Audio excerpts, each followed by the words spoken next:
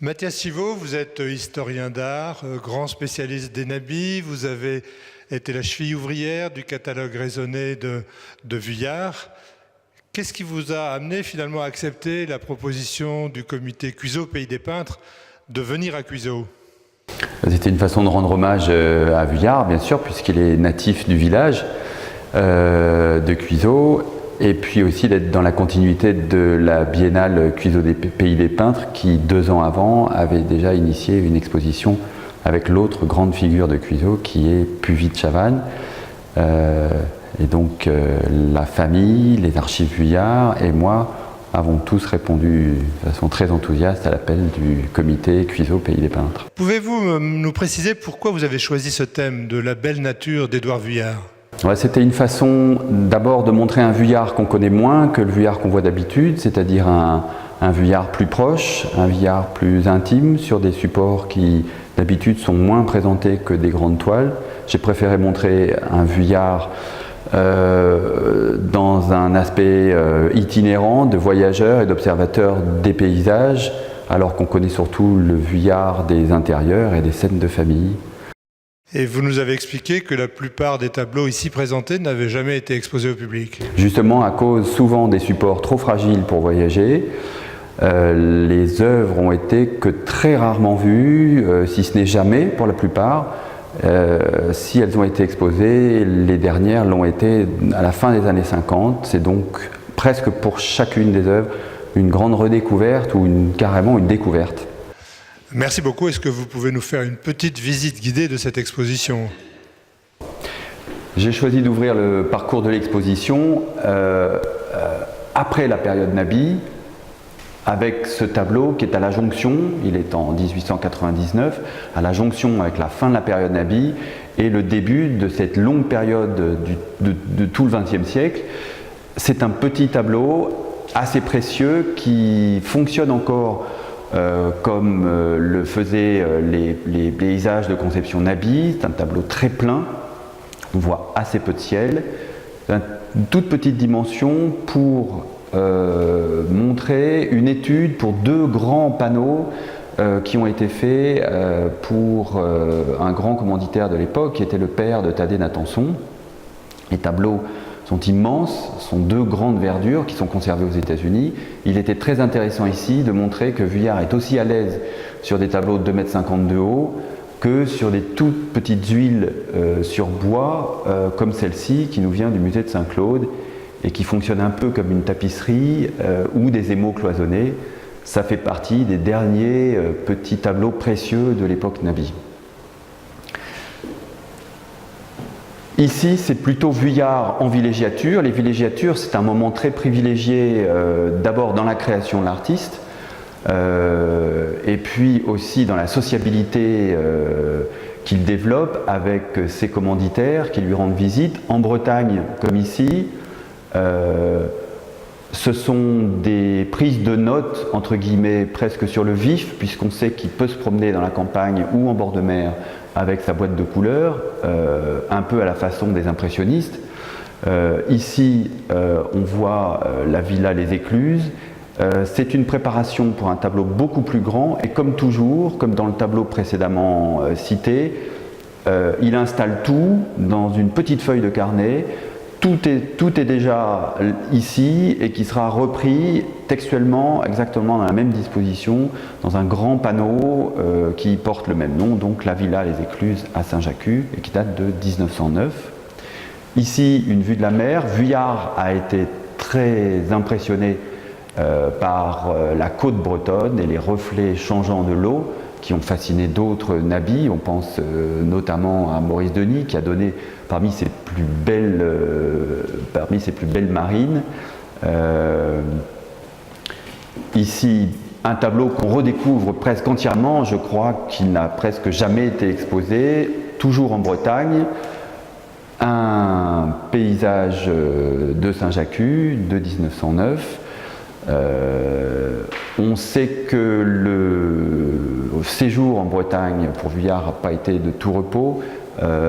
En effet, il est logé chez les SL et on sait que les rapports de Vuillard avec Lucie SL sont assez souvent orageux, et c'est Annette Vaillant qui raconte dans ses mémoires, Annette Vaillant étant une des filles des Natanson, raconte dans ses mémoires, Le Pin Polka, que le séjour à Saint-Jacques a été l'occasion de prise de bec à l'intérieur du village de Saint-Jacques ou au bord de la mer comme ici, qui était assez épique, où elle ne distinguait que la nuque très rouge de Vuillard qui était en train de vociférer contre Lucie Hessel, qui elle-même était une femme assez tempétueuse. Voilà. Ici, toujours dans la série Vuillard Voyage, on est en Normandie. Donc c'est entre 1907 et 1905-1907, moi je le daterai plutôt 1907, un petit pastel qui pourrait faire penser, par cette façon très très achevée, qui pourrait faire penser au pastel Nabi. On est à l'arrière de la maison qui s'appelle le Château Rouge à Anfréville. C'est un ciel d'orage avec certainement un soleil sous nuage, une grande luminosité ici. C'est une œuvre de petite dimension qui fait rentrer énormément d'impressions. Et là, Vuillard déploie tout son talent de post-impressionniste, qui est quand même une des théories que les nabis ont mésestimé le plus volontairement, de 1890 à 1900. Mais plusieurs de ses camarades, notamment Roussel et lui, vont s'orienter vers un post-impressionnisme à partir de 1900-1901, tout à fait décontracté. Et on le voit ici. On le voit également ici. C'est une vue du Suquet fin 1932. C'est un pastel, pareil, assez inédit, qu'on a retrouvé à Paris. Ici, les palmiers à Cannes, toujours en 1932. C'est une des surprises de l'exposition. C'est un pastel très, très poussé, très achevé. Vuillard ne nous habitue pas à l'exotisme. Il est à Cannes en décembre 1932. Il a dû profiter d'une des rares journées de beau temps, puisqu'on sait par son journal que le séjour a été assez désastreux, et sur la météo et sur le moral. Ici devait être un des jours fastes dans lesquels il a pris en note quelques palmiers. Évidemment, on pense soit à Monet à Bordighera ou à Bonnard aux mêmes époques, au même endroit d'ailleurs. On est évidemment très sensible aux touches de bleu et de jaune très, très stridents et en même temps très rapidement posés. Voilà, ça c'est vraiment une des redécouvertes de l'exposition assez importante. Le tableau, qui est une huile sur toile ici, inaugure un chapitre entre guillemets de l'exposition que j'appelle la nature allégorique, qui est un pan important dans la production de Vuillard. Ici, c'est une grande commande de l'État qui est passée en 1936 et que Vuillard réalise en 36-37. Le panneau final gardera les mêmes proportions, mais fera 3,50 m par 3,50 m et sera placé au-dessus des portes du théâtre de Chaillot. Le but était de représenter la comédie, c'est-à-dire une allégorie du théâtre shakespearien et molièresque. C'est une étude, une des rares qu'on connaisse, pour représenter l'allégorie de la nature plutôt que d'inventer une nature. Vuillard va imposer, et à l'État et au public bien sûr, le cadre de sa vie privée. Ici c'est le parc du Château des Clés, dans lequel il va vivre aux côtés des Hessel, qui étaient les propriétaires du Château des Clés. On reconnaît bien les deux grands platanes pluricentenaires du parc et les personnages qui font partie de l'entourage des Hessel, dont Lucie Hessel ici.